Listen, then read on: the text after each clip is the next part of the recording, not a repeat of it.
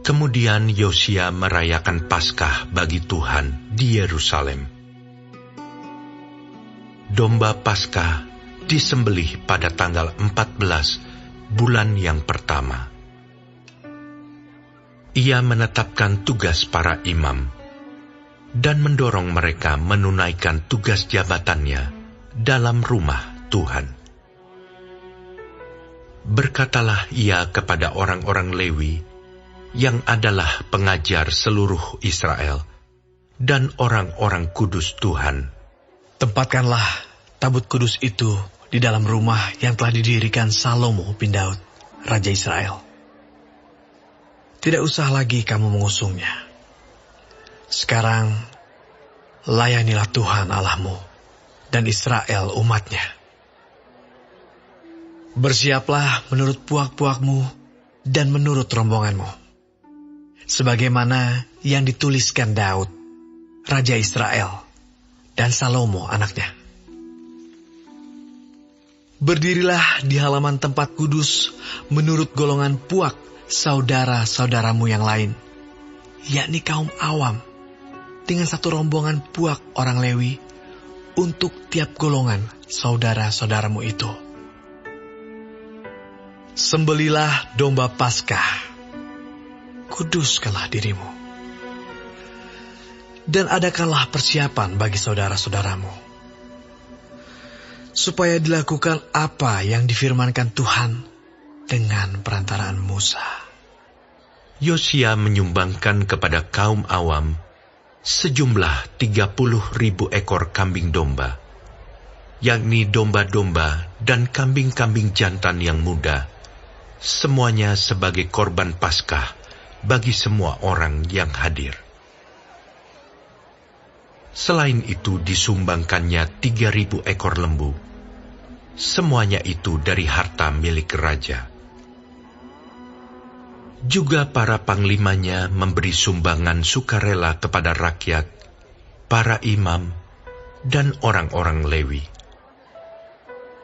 Kemudian Hilkia, Zakaria, dan Yehiel, para pemuka rumah Allah, memberi kepada para imam 2.600 ekor kambing domba sebagai korban Paskah, dan selain itu 300 ekor lembu. Lalu Konanya dan kedua saudaranya, Semaya dan Netaneel, serta Hasabia, Yeiel, dan Yozabat, para pemimpin orang-orang Lewi, menyumbangkan kepada orang-orang Lewi 5.000 ekor kambing domba sebagai korban Paskah, dan selain itu 500 ekor lembu. Setelah upacara ibadah disiapkan, berdirilah para imam pada tempatnya, dan orang-orang Lewi menurut rombongannya, sesuai dengan perintah raja. Maka disembelihlah domba Paskah, dan para imam menyiramkan darah yang mereka terima dari orang-orang Lewi, sedang orang-orang Lewi menguliti domba itu. Tetapi mereka memisahkan korban bakaran untuk diserahkan kepada kaum awam menurut golongan puak mereka, supaya dipersembahkan kepada Tuhan sebagaimana tertulis dalam kitab Musa. Demikian pula dilakukan mereka dengan lembu-lembu. Kemudian mereka memasak domba Paskah di atas api, sesuai dengan peraturan.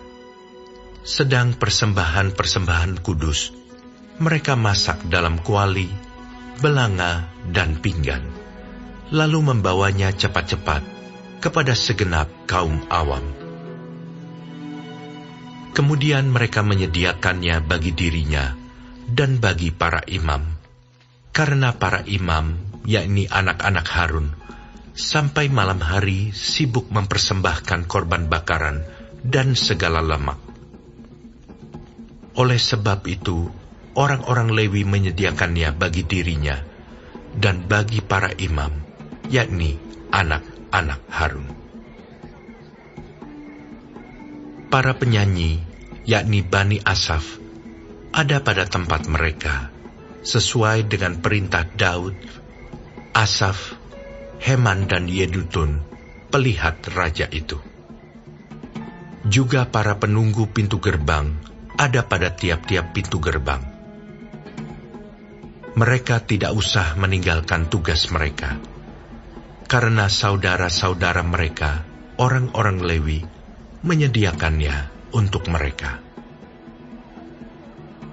Demikianlah seluruh upacara ibadah bagi Tuhan disiapkan pada hari itu untuk merayakan Paskah dan untuk mempersembahkan korban bakaran di atas mezbah Tuhan sesuai dengan perintah Raja Yosia.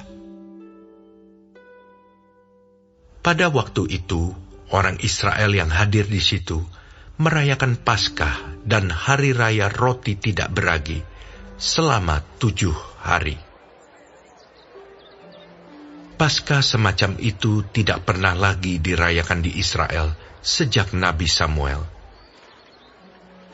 Seorang pun di antara raja-raja orang Israel tidak pernah merayakan Paskah seperti yang dirayakan Yosia dengan para imam dan orang-orang Lewi, dengan seluruh orang Yehuda dan Israel yang dapat hadir, dan dengan penduduk Yerusalem. Paskah itu dirayakan pada tahun ke-18 pemerintahan Yosia. Kemudian daripada semua ini, setelah Yosia memperbaiki rumah Tuhan, majulah Neko, Raja Mesir, hendak berperang di Karkemis di tepi sungai Efrat.